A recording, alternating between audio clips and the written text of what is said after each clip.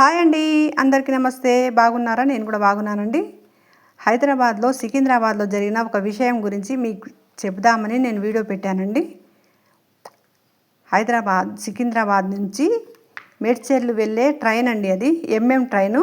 శనివారం నైట్ అల్వాల్ నుంచి కోంపల్లి వెళ్ళే మధ్యలో ఒక బోగిలో 3 అమ్మాయిలు ఉండే. 2 అమ్మాయిలు వచ్చేసి అల్వాల్లో దిగిపోయారు. ఈ అమ్మాయి ఒక్కతే ఉంది.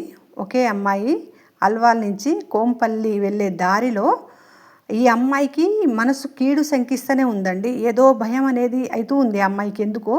అయినా కూడా అమ్మాయి ధైర్యంగా కూర్చుంది. ఎందుకంటే వెళ్ళే ట్రైన్లో నుంచి మనం ఏం చేయలేము. అలాగే కూర్చొని ఉంది. కూర్చొని ఉంటే ఒక దుర్మార్గుడు వచ్చాడండి అమ్మాయి దగ్గరికి. ఒక దుర్మార్గుడు వచ్చిండు. 25-30 ఏజ్ ఉంటుంది ఆ దుర్మార్గుడికి. ఆ దృష్టుడికి ఆడు వచ్చి దగ్గరికి వచ్చి ఆ అమ్మాయికి బలాత్కారం చేయబోయాడు.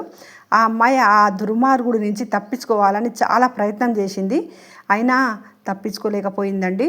చాలాసేపు పోరాడిన తర్వాత ఆ అమ్మాయి ఏమనుకుందంటే ప్రాణానికంటే మానమే గొప్పది అని ఆ ట్రైన్లో నుంచి దూకేసిందండి కిందికి. వెళ్ళే ట్రైన్లో నుంచి కిందికి దూకేస్తే కాళ్ళకు, చేతులకు, ముఖానికి మొత్తం దెబ్బలు తగిలినాయండి. దెబ్బలు తగిలి గాంధీ హాస్పిటల్లో చికిత్స పొందుతుందండి ఆ అమ్మాయి. ఇలాంటి దుర్మార్గులకు ఏం చేయాలో మీరే చెప్పండి. నేనైతే ఏమనుకుంటున్నానో తెలుసా? వాళ్లకు కోసేయాలి అనుకుంటున్నానండి. ఆ దుర్మార్గుడికి కోసి వెయ్యాలి అనుకుంటున్నాను. మీరేమనుకుంటున్నారో చెప్పండి. ఆ పోలీస్ వాళ్ళు మాత్రం ఆ దుర్మార్గుడి కోసం చాలా గాలిస్తున్నారండి. వాడు దొరికితే మాత్రం వానికి ఉంది దోషుతుల గాశారం. అలాంటి పని చేయకూడదు. ఏ అబ్బాయి అయినా అలా చేయకూడదు. ఆ తప్పు చేసిండు కాబట్టి వాడు దుర్మార్గుడు అయిండు. మంచి పని చేస్తే దుర్మార్గుడు అవ్వడు కదా.